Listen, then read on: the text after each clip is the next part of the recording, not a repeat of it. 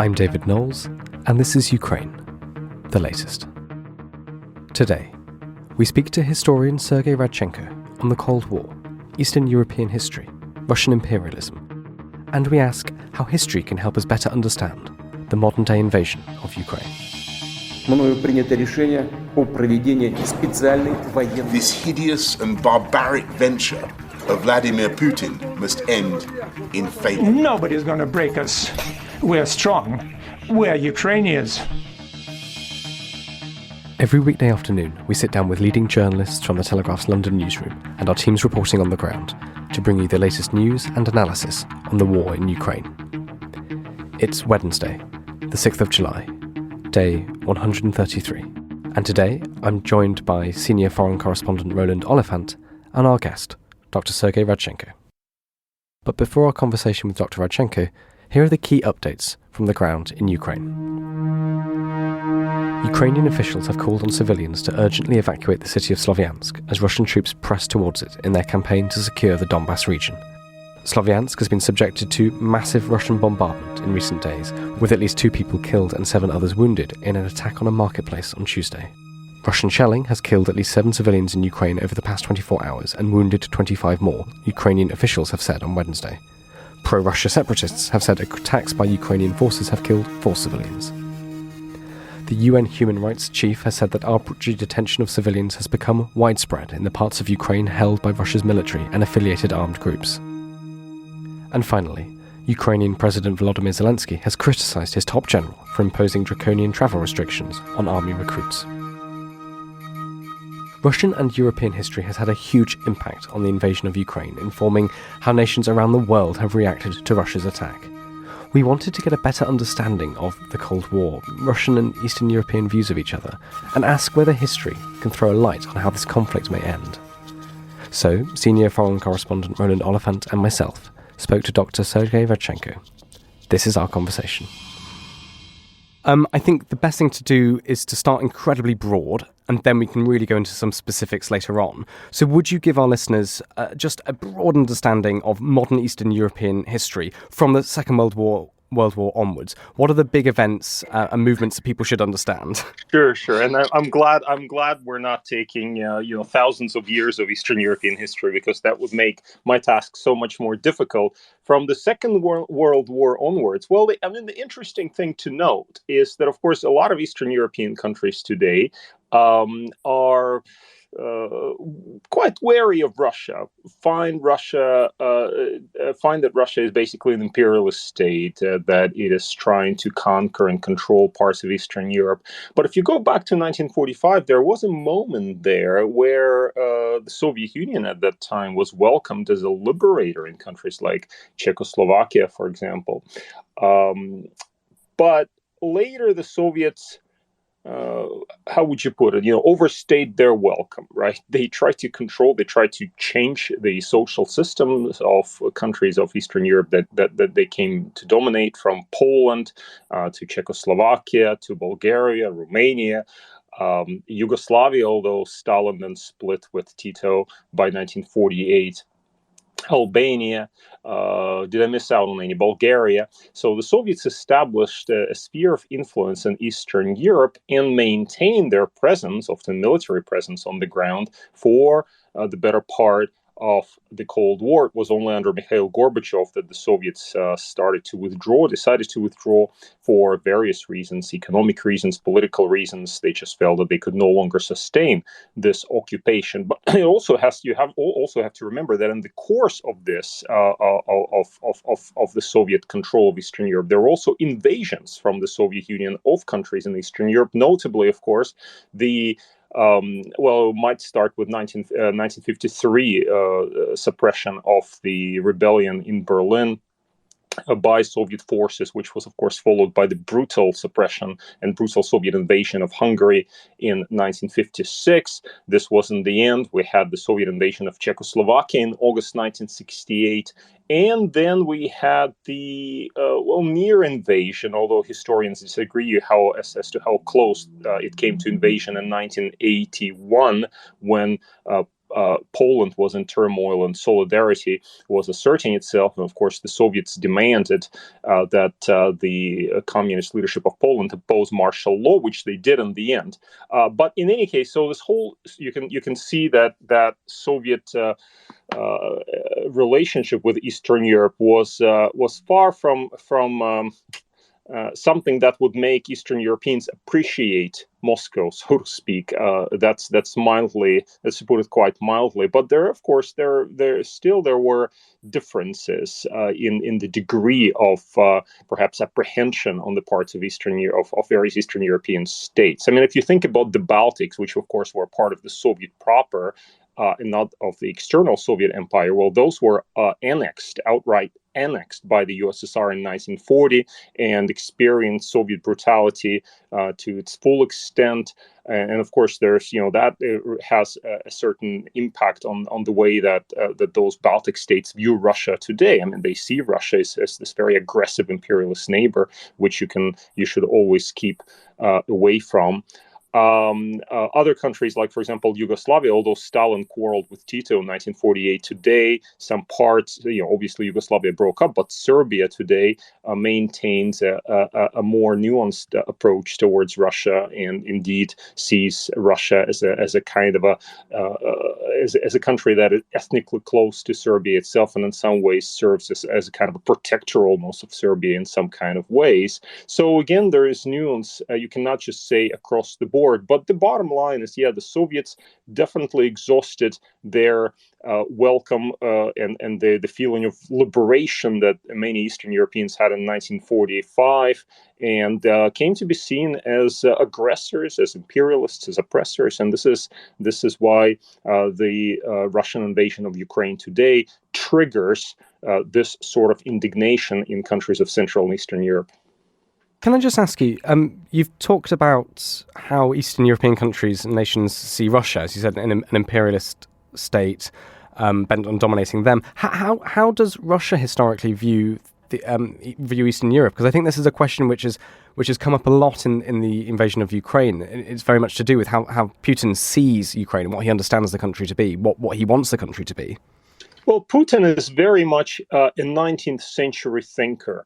He's very much imperialist in his outlook. Traditionally, there's Russian rulers and Soviet rulers to a certain extent, certainly up to Stalin and including Stalin, perceived security in terms of territory. The more buffer you have, as it were, in the West, the more secure your own country feels from possible incursions. And of course, Russia historically experienced many incursions. Look, I don't want to say, I don't want to engage here in geographic determinism, because many other countries have also been invaded over millennia, and certainly not all of them have become hideous imperialists. But the Russians have experienced invasions from the West, including, of course, Napoleonic invasion in 1812, and then obviously then you have this First World War, the Second World War. So there is this perception that Russia is insecure along its western frontier, and that the way you compensate for this is you acquire geopolitical space, some kind of a buffer. And this is how Stalin approached Soviet security. That is why he tried to annex territories and create those buffer zones. Yes, Stalin was, after all, behind the annexation of the Baltics in 1940. It was Stalin who annexed the part of Romania, which later became Moldova. It was Stalin as well, crucially, who agreed with Hitler in 1939 to essentially divide Poland, wipe it completely off the map, and separate, take parts of eastern Poland and make them parts of what is today western Ukraine and Belarus. All of that was primarily for reasons of security, sort of geopolitical reasons of security. Here's a nuance, though, and that is very interesting. In 1949, the Soviets tested their first atomic weapon, and then in the 1950s, you had that process that historians know as nuclear revolution. That is, coupling of atomic charges to means of delivery, i.e. missiles, effectively, although bombers as well. which created a very different dynamic for security, as it were. For the first time by the late 1950s, the Soviets, who had developed an intercontinental ballistic missile in 1957, could now actually reach their probable enemy, the United States. And then, of course, you had different other missiles that were developed, and there was a full-blown nuclear arms race, so much so that by the late 1960s, the West, and essentially the United States and the Soviet Union, had enough nuclear weapons to destroy the world many times over. But, you look at this and you ask yourself, how is that actually connected to this idea of a buffer state or buffer zone that the Soviets and now the Russians still insist on having the right to in Eastern Europe? And those things do not connect, which is, by the way, why in 1990, when there was the question of the Soviet withdrawal from East Germany, which had a large number of Soviet troops, Gorbachev was dealing with this question. He was trying to figure out, how to go about this. After all, East Germany was the jewel in the Warsaw Pact, the jewel in the crown. But one of his advisors, Anatoly Chernyaev, actually told Mikhail Gorbachev in a memorandum, why are we so worried about Germany and whether or not we occupy East Germany? Because we have nuclear weapons. Who is going to invade us? I'm paraphrasing Chernyaev here, but who is going to invade us? So there was always this tension on the one hand between military and strategic thinkers in Russia and the Russian policy establishment, who thought in terms of still very much 19th century kind of concepts of buffer states and how it's important to control Eastern Europe, et cetera, and those who were saying, look, we're living in a different world now. We do not need this territory. And what we see with Putin and Ukraine is evidently those who insisted on a kind of quasi-imperial control for strategic or for political or for reasons of prestige or for God knows for what reasons. Those people, those voices have obviously won out, and Putin was first and foremost among them in ordering this invasion of Ukraine. So let's talk about Vladimir Putin. You described him just then as a 19th century thinker in terms of how he thinks about the sort of geopolitical space, but he is a child of the Cold War. He grows up, then he gets his first jobs, he does what he does, then the wall comes down. Can you talk a little bit about Putin's experience and how that might have impacted his thinking and his philosophy today? Sure. Well, we're all children of the Cold War. I'm also the child of the Cold War. Have very different approach to events. Of course, I never worked for the KGB. Unlike Putin, who spent his formative years or his early career in Germany, in Dresden, where he witnessed the collapse of the external Soviet empire, and that, of course, was a traumatic experience. Putin. Well, how do we know that? Putin repeatedly talked about this as being a traumatic experience. The collapse of the Soviet Union was a traumatic experience. He had called it the greatest geopolitical catastrophe of the 20th century.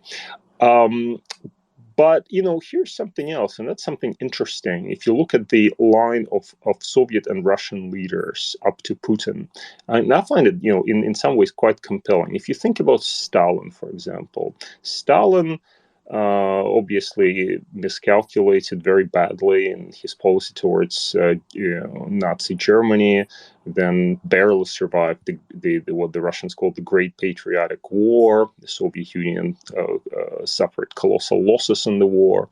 The subsequent Soviet leaders, you had Khrushchev, for example, who had direct experience of the Second World War. I mean, he was a political commissar in Stalingrad, and his memoirs, for example, Khrushchev talks about seeing piles and piles and piles of corpses, that there were so many in Stalingrad. He said that they had to be burned because they were decomposing. Brezhnev, who followed Khrushchev, also had Second World War experience. He was wounded. Then you had others. Andropov also had Second World War experience. Gorbachev was a young kid, by the way, when the Second World War broke out, and was he experienced that as well. The area where he lived had fallen under German occupation. He recalls seeing corpses of Soviet soldiers. Here's an interesting thing.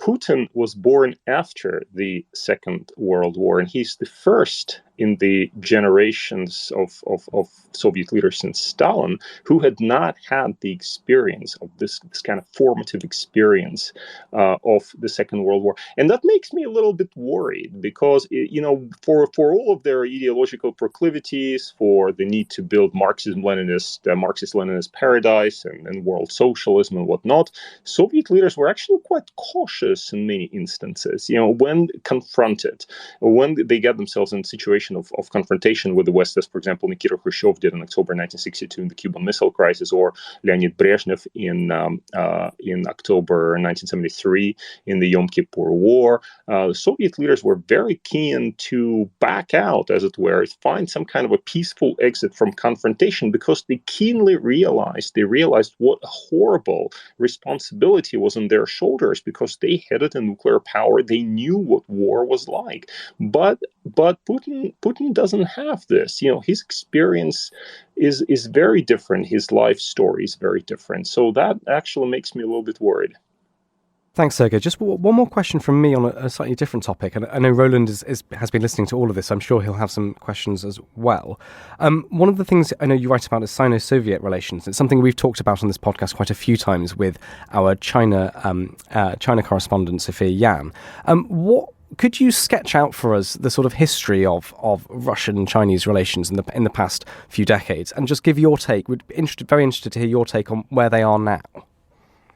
Well, sure. The relationship today is in very good shape compared to historical trends and tendencies of Sino-Russian and before Sino-Soviet relations. I guess if we were to look back at the history of this relationship, maybe a good point to start would be 1949. This is the moment where China was established. And of course, Mao Zedong, the chairman of the Chinese Communist Party, then sought an alliance with the Soviet Union. He went to Moscow, met with Stalin, signed the Treaty of Alliance, which was supposed to be eternal and unbreakable, and yet broke up only after 10 years. I mean, by the late 1950s, the Soviets and the Chinese were at each other's throats. They had all kinds of issues they disagreed about, whether it was the question of ideology, the approach towards the West, national interests, and the Chinese accused the Soviets of trying to control them. And I guess the reason, if I were to pinpoint a single reason, of course, it makes it a little bit too simple, but a very, very important reasons for the breakdown of the Sino-Soviet alliance in the late 1950s was the fact that it was rigidly hierarchical. There was a common ideology to it, ideology of Marxist-Leninism, and of course, if you have this kind of an alliance, you have to have a high priest who will interpret the dogma for you. And Moscow believed that this was its own role, and the Chinese were not willing to play the underdogs or the younger brothers, as it were, to the Soviets. So this kind of resentment actually helped bring the alliance to ruin. I'll give you one example that is kind of interesting for understanding where this relationship is heading today. In 1959, there was the Sino-Indian border skirmish, in which the Soviets actually took a neutral approach. They basically were trying to have a good relationship with Jawaharlal Nehru, the Indian prime minister, and so they tried to stay out of this whole thing. The Chinese were absolutely outraged. The Chinese were saying, "Well, how can you? You're our allies. How can you be neutral? You have to support us." Well, now fast forward to the present. What we have today with the Sino-Russian relationship is a very different dynamic. I mean, they're not really an alliance. They're a form of an alignment where their interests coincide, but both sides actually leave plenty of space for the other to pursue its own agendas and national interests. So, for example, if China and India were to go to war today, I don't think the Russians will try to join either side or the other. I think they will be neutral. I think the Chinese will not blame them for this, because there's no expectation that there was in the 1950s with the Sino-Soviet alliance. Another thing, and that's also very important to think about when you look at the broader trajectory of the Sino-Russian relationship. The relationship between Beijing and Moscow became extremely tense in the 1960s. It was so bad that the Soviets had to pull out their ambassador from Beijing. And in 1969, as our listeners will well know, China and the Soviet Union basically had a border war over their disputed frontier in the Far East. And then the Russians were hinting at a potential nuclear strike against China. I mean, that is really bad. Yeah, this is bad. In the 1970s, the relationship was deeply frozen, wasn't going anywhere. And then they started to repair it gradually but surely, improving things until in 1989, Mikhail Gorbachev visited Beijing and proclaimed normalization of the relationship. And Gorbachev is usually remembered for ending the Cold War, but I think one of his most lasting, most important legacies was normalization of the Sino-Soviet relationship. On which basis? On the basis that the Soviet Union would not try to be the elder brother. When, Gorbachev talked about it, he would say things like, why would we want to do that? Of course, we don't want to be China's elder brother. That's ridiculous. And that sort of different relationship then allowed the Russians, after the Soviet collapse, and the Chinese to build an ever closer and very profitable relationship politically and economically. Now, China is Russia's number one trade partner. Russia, of course, is not up there for China. Its economic interests are primarily in the West. But anyway, so you can see it's a fairly profitable relationship. And moreover, it's informed by the historical understanding that this relationship in recent memory was very, very bad. Therefore, both sides should work towards avoiding frictions in order to maintain the positive dynamic. Thank you very much, Sergey. Just very quickly before we bring in Roland, I'd like to ask you, you've sketched for us a compelling and interesting canvas of the history in the Cold War and the background to the invasion. Can I just ask you, following the invasion, what impact is that having on these relationships, on the world that we thought we lived in before the invasion? Well, we can never escape from history. It's obviously there. Historical legacies are there. Statesmen think in terms of historical examples. So we have seen with Putin, for example, how he tried to legitimize Russian invasion of Ukraine with reference to certain facts or imagined facts drawn from deep annals of history. So we can see how history feeds into contemporary policy making, informing it, but also rationalizing it in many ways. So, one of the things that I've been puzzled by, and I've been trying to figure this out, I don't know how to answer this, is why did Putin, what motivated Putin's invasion of Ukraine? Was it for this issue of security, for example? Was it issue of security in the sense that he worried about NATO enlargement? He talked about it. I mean, we know he talked about it for years since his Munich speech, blaming NATO for its enlargement. I don't think we can kind of just say that all of this is just basically an excuse. But also, he had this. He could have an imperialistic reasons, thinking once again as a 19th century. 19th century kind of, Russian imperialist, that Ukraine should be just fully integrated, should become a part of Russia, should be under Russian control. And so when you look at Putin's and his motivation, we have to weigh those reasons, strategic, ideological reasons, and perhaps conclude that he was motivated by all of them at the same time. But whatever we say, I think it's fair enough to say that Putin himself looks to history in order to justify, rationalize his present-day behavior. Well, thank you very much, Sergey, for that. Roland, you've been listening to Sergey now for 20 minutes. What are your thoughts and what questions do you have for Dr. Radchenko? I've got a lot of questions, actually, and a lot of it kind of stacks up. I'm really interested in this idea about, what you said about Putin, and this idea of what is his motivation? Is he an imperialist who just wants to rebuild the empire? Was he, really genuinely worried about NATO expansion? All of that. I've long thought that those things are not mutually exclusive, right? You can justify things to yourself in many different ways, and they can conveniently kind of dovetail. I mean, I was going to ask, talking about Putin's obsession with history. We all know, he's a very keen amateur historian by the sounds of things. It was kind of two questions I want to ask you off the back of that, especially as a Russian. One is, are there two or three things you think he seems to have got fundamentally wrong, that if he understood about history, we wouldn't be having this war? And the other thing is, how serious do you think the kind of abuse of or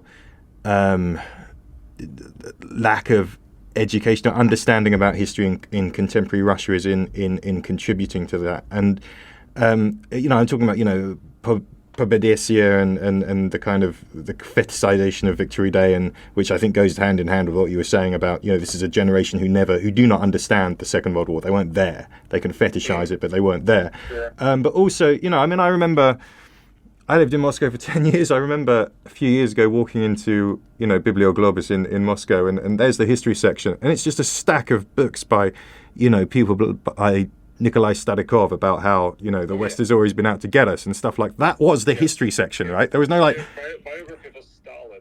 Right. So no kind of like Russian equivalent of Anthony Beevor or something like that. It was you just kind of hit in the face with this stuff as soon as you walk into the main bookshop. So I mean, what are your thoughts on that?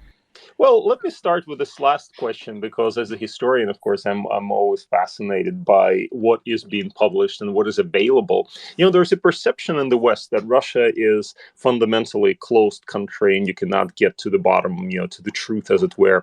What's interesting is that the archives actually have been remarkably open compared to the 1990s. I mean, I've been going to the Russian archives for decades now, looking at various aspects of contemporary history, the Cold War, and I can say with absolute certainty, we have never had greater openness in the Russian archives. You can go there, you can get so much stuff on the Cold War that you have an absolute,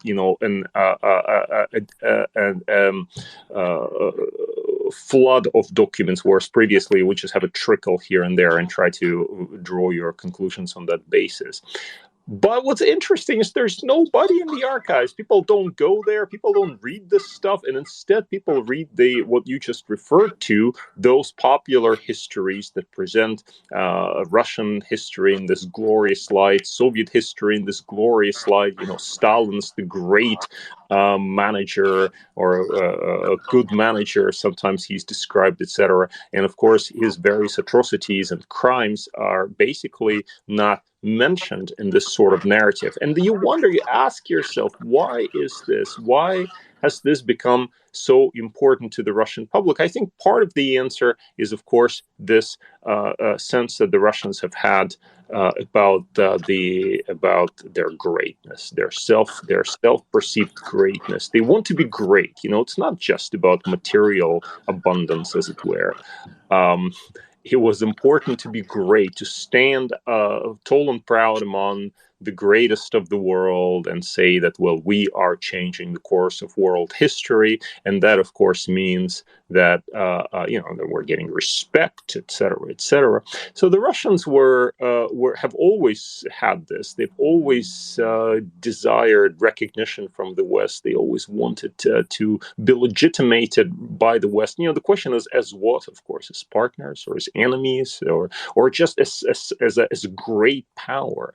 And that feeling remained despite the end of the Cold War. And in fact, the end of the Cold War occasioned a kind of grave disappointment among many Russians, a loss of orientation, a loss of direction. People did not know what to do. Russia was drifting without a purpose, without a destination, and that was an interesting time in the 1990s. I remember it very well because I was in Russia at that time. Sometimes we say about Great Britain, or as I think it was Dean Acheson who said of the Great Britain, that it lost an empire but never found a role. Well, it's actually not true, because although Great Britain lost an empire, it did find a role for itself. It was a part of NATO. It had, however, brief and inconclusive European experience. But anyway, it's part of the West, right? The Russians, they lost an empire in 1991, but they never quite figured out what it is that they're supposed to do. And in search of that inspiration, they looked to their past and found some glories, mainly some, great exploits of imperialists who dominated parts of Europe and Asia. And this is where Putin, the historian, comes in. I mean, Putin completely buys into this kind of narrative, sees Russia as great, as this, country that has always had an enormous role to play in the world stage. And And he sells this narrative to the Russians, and by and large, the Russians buy it, which is why he's been able to present this war in Ukraine as a war between effectively Russia and the West. The aggressive West is trying to get at Russia because everybody in the West absolutely hates Russia. For what? For what? There's no reason to hate Russia for anything. Well, because they do not like our greatness. Therefore, they're trying to strangle us, and so therefore we have to stand our ground, not least in Ukraine. And that is the narrative that is, of course, packaged in very much historical terms that is then presented to the Russian public, and the Russian public eat it with great delight, as it were. They just, they really embrace this narrative because there's nothing. Maybe they're looking for a role. I'm trying to understand this psychologically. I mean, after all, I am Russian, so I guess I should have some kind of a better angle from which to understand it. Sometimes I do find it difficult to understand because I feel that this obviously this whole war was a huge mistake for Russia. What Russia should have really been looking for is a role of it could project influence in Europe. It could maintain its good relations with China. It could capitalize on whatever assets it had, energy, etc., in order to really become a normal country. But it was not willing. It was not willing, and that's where we find ourselves today. I think which is fascinating. I mean, I also wanted to ask, as a Russian, as a historian, you have this great Twitter following, and I'm an avid follower, and I've been following your little discoveries in the archives. Very, very enjoyable. Can I just? No. First of all, on the archives and these little photographs you take of, conversations between Stalin and Khrushchev or something, or it's stuff like that. You say it's very open, but we do often hear that the archives are closed. So could you just give us a little bit more clarity about what you're reading and where you're getting it? And is it when we hear that, the archives were open and then they were closed, are people basically talking about Lubyanka, about the secret police archives there? Sure. So, and there's a lot of there's a lack of understanding among people who talk about it as to what exactly is being talked about. So there are different archives in Russia. And the former Soviet Party archives are basically quite open, so anybody can go there and study records of, for example, the key leaders like Brezhnev or Khrushchev or Stalin. Their materials are there; they're wide open. A lot of the stuff is actually accessible online, but there are also archives that remain largely off limits, and these are intelligence archives and, of course, internal security archives, and to a lesser extent, the military archives. So the declassification process does not, it has obviously worked quite well compared to previous years. But there is certain problem areas. But I wouldn't say that there are no problem areas in the West. To be perfectly frank, it's not so straightforward. I would just the only reason I mentioned that is just I find it remarkable that Russia is actually, in terms of archival access, is actually quite an open country, and I cannot say that about the media, for example. Obviously, the press environment is extremely constrained. You cannot really criticize the government. But the archives are there. If there were only people who wanted to go and explore history of the Soviet Union or history of Tsarist Russia, they would find there's plenty of stuff to chew on. But people don't do this for whatever reasons. It seems that there's just not enough interest.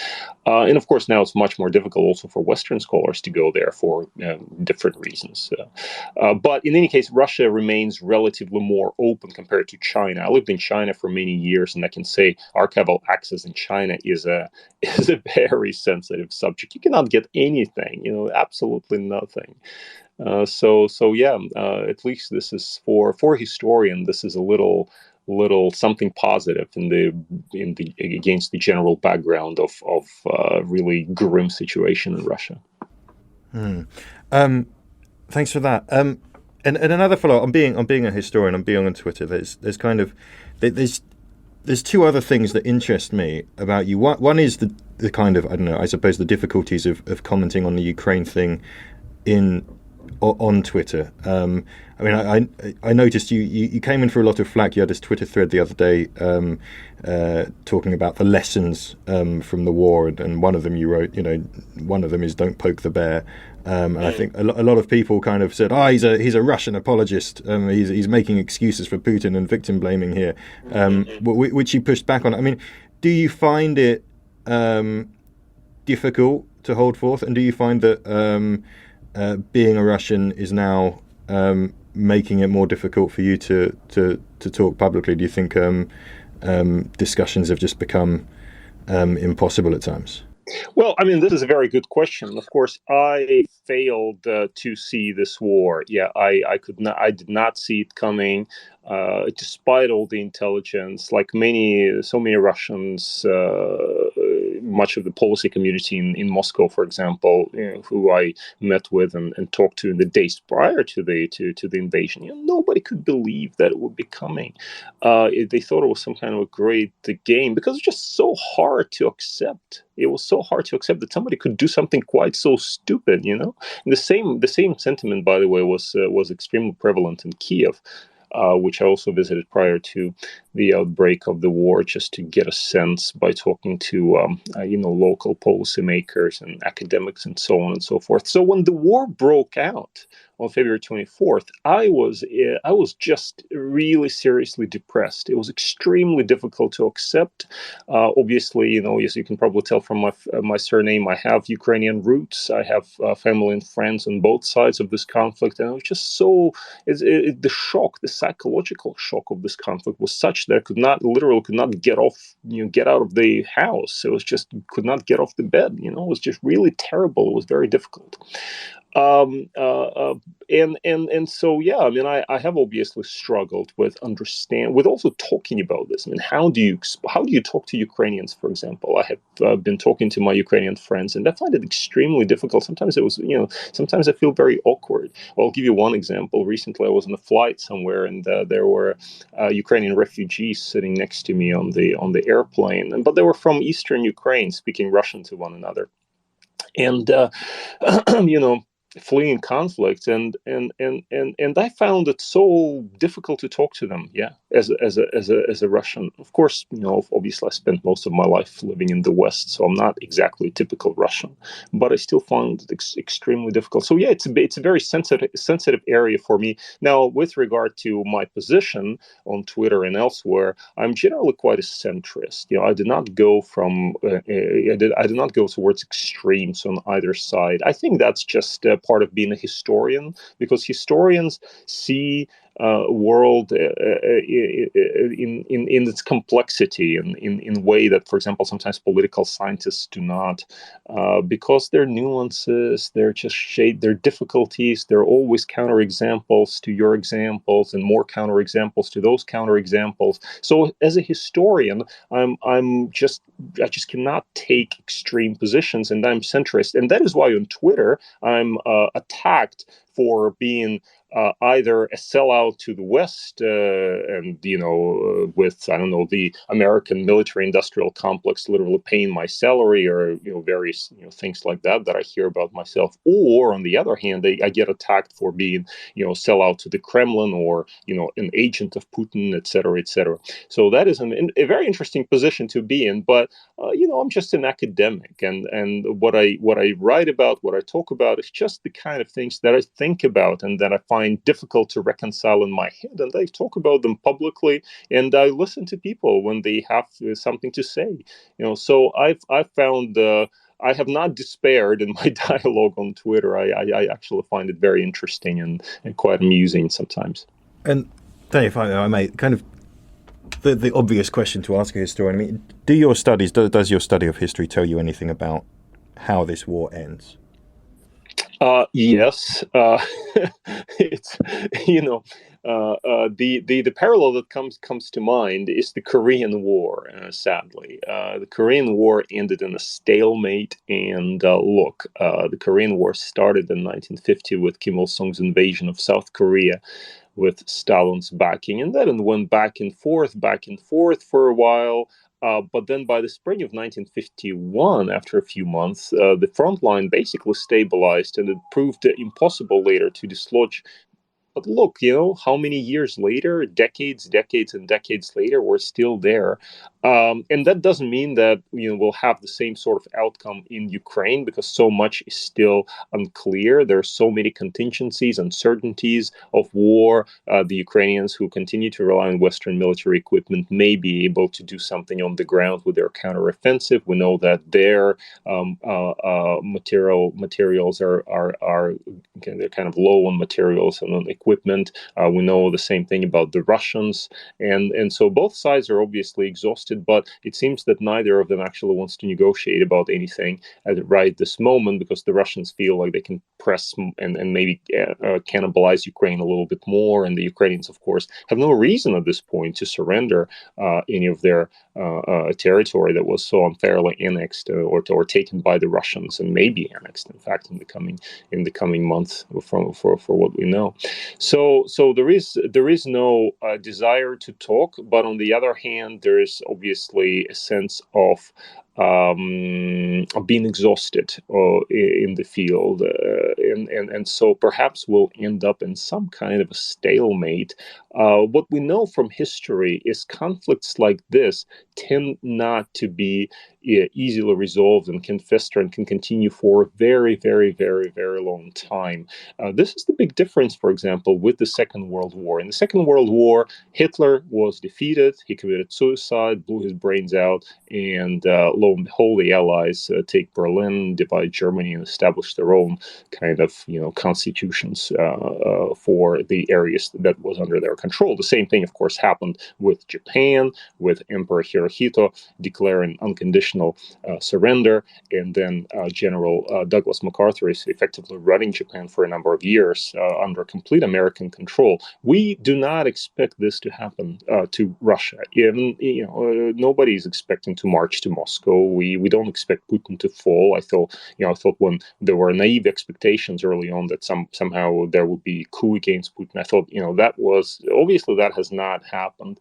So we're in this for the long haul, and if we were to draw on historical examples, then the war in Korea seems to be a very sadly an interesting example that we could perhaps see some parallels with.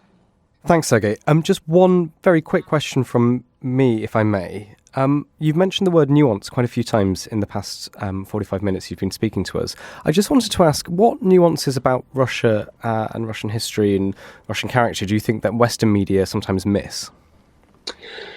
Well, we tend to get very polarized in debates. The Russian narrative about the West is that the West is on the brink of some kind of collapse or meltdown, and the Russians would just wait a little bit longer, and then they'll see the West collapse, basically. But obviously, that narrative, that is not just Russian narrative, but it all goes back to the Soviet times as well, has been proven wrong time and again, and that is not to understate the very serious problems that we face here in the West in terms of, obviously, the economy, inflation, energy prices, and political polarization, and all those factors. That's true. What the Russians are talking about, that is, there are obviously serious problems, but this does not mean that we're on the brink of some kind of a meltdown or collapse here in the West. And sometimes we also see simplifications as well in the West about Russia, simplifications about what the Russians, how they think about this war. For example, it is true that very, very many Russians support this war. It is also true that many do not. There are complexities there. About motivations of Russia, there's a tendency to see the Russians as clearly imperialists that have no legitimate interests whatsoever. And while this may be true in many instances, it is also important not to completely neglect issues issues that the Russians may have had with their security concerns and so on and so forth. So that's when nuance comes in, because then you have to weigh different arguments, and you have to ask yourself, am I going too far in one direction or another? Yeah, and we have to be realistic. The main thing is to be realistic about Russia, and not to expect that either it will collapse tomorrow or that it will be democratized or something like that, and also not to make wrong historical analogies. And that's another thing we like to do here in the West. The Russians also do plenty of that as well. But comparing Putin to Hitler, for example, or something like that, or invoking Munich on every suitable and unsuitable occasion, we do that. It's almost unavoidable. We tend to do that, but this is where nuance comes in, because then you have to ask yourself, really, okay, there's some parallels to Hitler, but also there's so many different things here that obviously the parallels don't actually hold up. So that I think where being a historian helps. Well, Sergey, I just ask, is there anything we haven't spoken about, or anything that you think our listeners should know or understand before we finish up here? Well, no, I'm just very happy to have been invited, and I'm just very grateful to all the listeners who assembled here that I've had this opportunity to talk about my own research, talk about history, to talk about Russia and Ukraine. I think we should continue this kind of conversations. It's good. Ukraine the Latest is an original podcast from The Telegraph. To stay on top of all of our Ukraine news, analysis, and dispatches from the ground, subscribe to The Telegraph. You can get your first 30 days completely free at telegraph.co.uk/audio. You can listen to this conversation live at 1 p.m. each weekday on Twitter Spaces. Follow The Telegraph on Twitter so you don't miss it. If you enjoyed this podcast, please consider following Ukraine the Latest on your preferred podcast app and leave a review, as it helps others find the show. You can also get in touch directly with us by emailing podcasts@telegraph.co.uk. We do read every message. Ukraine the Latest is produced by Louisa Wells and Giles Gear, and today on Twitter, Sophie Coe.